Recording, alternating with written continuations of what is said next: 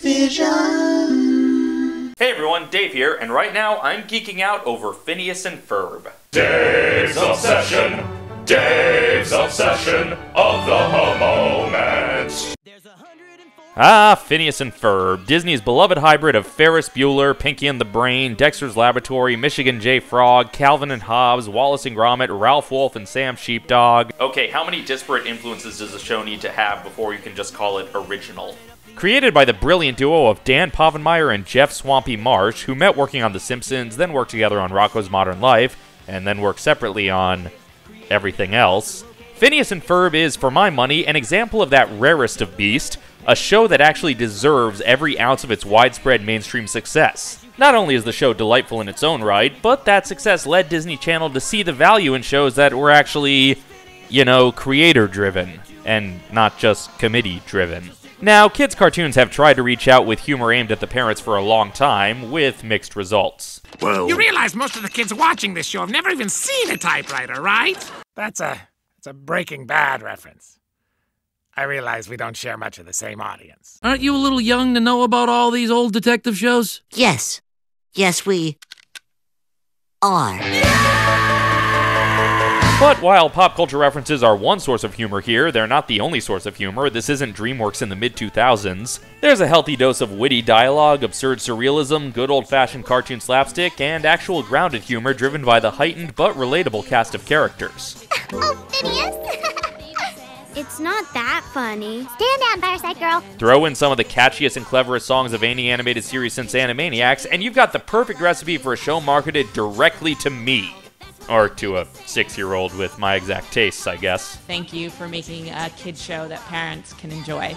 Because there's a lot of them that we can't, and what so makes you think nice. this is a kid show? Yeah, it's true. And yeah, some people have an aversion to the show because Disney Channel and songs and Disney pop stars lending voices and singing those songs. But that's unfair to the wide variety of other artists who have performed songs for the show, ranging from Bowling for Soup to Perry Grip to Professor Elemental to freaking Davy Jones and Peter Noon to...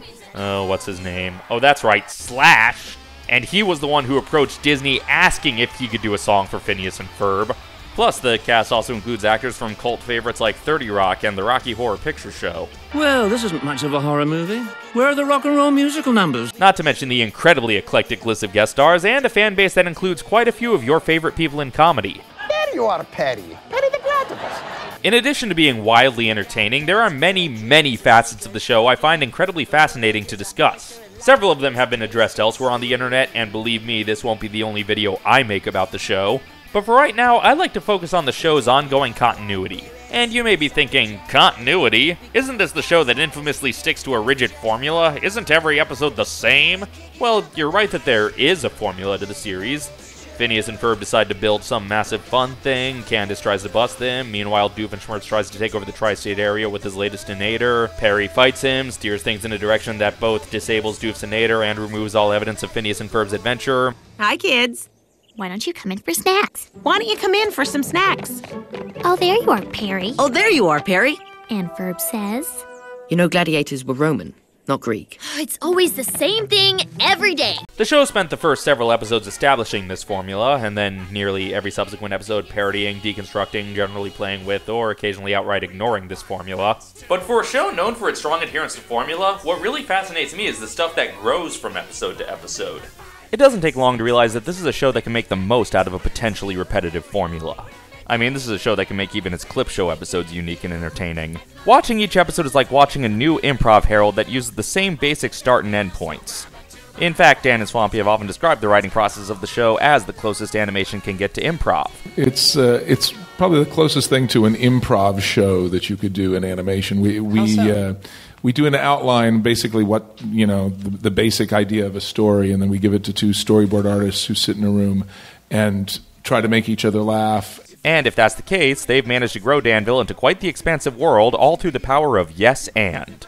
Oh, mythology and long-term narrative aren't really brought to the forefront all that often, unlike your Adventure Times or your Gravity's Falls, but they lurk in the background when you know where to look for them. It's a cliche to compare wacky comedy cities to Springfield, so instead I'll compare it to Pawnee. A few core characters navigating a sea of delightful lunatics where even a one-line townsperson might recur and have recognizable traits. Minor background characters who have only the most tenuous connection to any of the main subplots reappear in running gags across the series, helping the world to feel simultaneously more expansive and more intimate. How do you do that? I had seen scattered episodes of the show here and there and enjoyed it, but didn't really fall in love with it until I sat down and watched the series in order, and saw how things in the series unfold. Sold! Get me up to speed. Admittedly, the show often follows what I call the Futurama approach to continuity, which is to say, pay attention to continuity only when that's funnier than ignoring it. I don't believe in spaceships. But, Buford, you've been in a spaceship. Several, actually. I'm a skeptic. And while the first season largely seems to consist of relatively standalone comedy sketch episodes, they start to pepper in callbacks and running gags, referring to previous adventures in detail. Bow chicka bow wow. That's what my baby said. Mow, mow, mow, and my heart starts pumping. Reminding us that even though everything was seemingly reset at the end of each episode, the episode still happened, the characters still experienced it, and any changes the characters underwent are still in effect, even if some of the characters are incapable of learning from some of their mistakes. But it would soon move beyond mere callbacks and into actual character arcs, all on a show where the characters famously do the same thing every day. Same thing tomorrow? Nah, I like to keep moving forward. Despite being the title characters of the series, Phineas and Ferb are rarely the protagonist of any given episode. What Phineas and Ferb are doing is not really the story, because they're not being changed by it or growing as characters, because they're just always, you know, these super positive people. They're the Ferris Buellers of the episode. What Phineas and Ferb are doing is the setting, and what Candace is doing is often the story. The formula is in place to bring these characters together, and once they are together, their relationships can grow. Take Buford, for instance. He was introduced as a fairly standard cartoon bully, and in the early days he was the closest thing to an antagonist that Phineas and Ferb, at least knowingly, faced. But as he spent more and more time around the gang, he started to show other sides of his personality. I want to float around, like men. He started to show his insecurities, his esoteric hobbies, and his affections. One day somebody's gonna ask me for some obscure musical instrument, and it ain't gonna be there. What's gonna happen then? And as is often the case, it became clear that he had a soft side. And that's how I won my goldfish. I named it Biff, after my mother. Okay, any show where the family of bullies has a member named Biff and a member named Buford absolutely knows the key to my heart. So Phineas and Ferb started using their resources to help him, and he started seeing the gang as his friends. Although reconciling his new friendships with his inclination towards bullying is an ongoing process. And it helps make Buford and Baljeet especially one of many interesting and dynamic relationships throughout the series. I was going to eat those jelly donuts. Missed you, Baljeet. Right back at you, buddy. Early on, one of the biggest running threads was Candace's crush on a boy named Jeremy. Often this crush served as another obstacle in her quest to bust her brothers, as she was often put in situations where she could either pursue busting or pursue Jeremy, but she had to choose one or the other. And as this came up more and more, her relationship with Jeremy actually started to grow. And eventually he stopped being this unattainable other, and they actually did start dating, which brought a whole new set of Candace's insecurities and neuroses to the forefront and led to even more ongoing developments. And there are several other relationships and character statuses that develop from episode to episode, such as Isabella's crush on Phineas, Doof's nemesis triangle with Perry and Peter, Monogram's mentoring of Carl, Irving's development from fanboy to friend, the resurgence of Linda's past as a one-hit wonder, Lawrence and Linda's consistently happy but occasionally peculiar marriage, Candace's friendship with Stacy, Stacy's newfound knowledge, Candace's relationship with her hallucinatory zebra, Roger's political trajectory, Doof's rivalry with Rodney, Norm's quest for Doof's approval, Doof trying to be a good father to Vanessa, Candace's friendship with Vanessa, Ferb's crush on Vanessa, Vanessa's relationship with Johnny, Vanessa's relationship with Monty. Actually, I think the only character with more potential love interest than Vanessa is Baljeet. The formula of Phineas and Ferb is a solid structure. It's not a restrictive cage forging each episode to conform to the same shape, but it's more like a jungle gym for these characters to play on.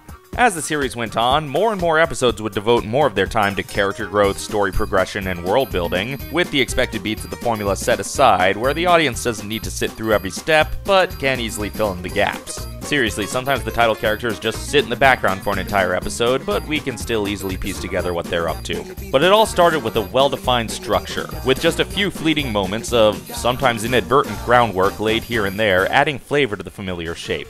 And it's no surprise that half the fun of the show was finding variations within a formula and noticing the little unique things in each seemingly similar episode. Because one of the central themes of the show is finding the little ways to make each day special, discovering the extraordinary among the ordinary. Because after all, there's no such thing as just an ordinary day. Every day's a brand new day, carpe diem. Well, I for one feel like going outside and building my own roller coaster or going on my own adventure. But I'll probably just stay inside and binge watch more Phineas and Ferb. So, until next time, this is Dave, signing off.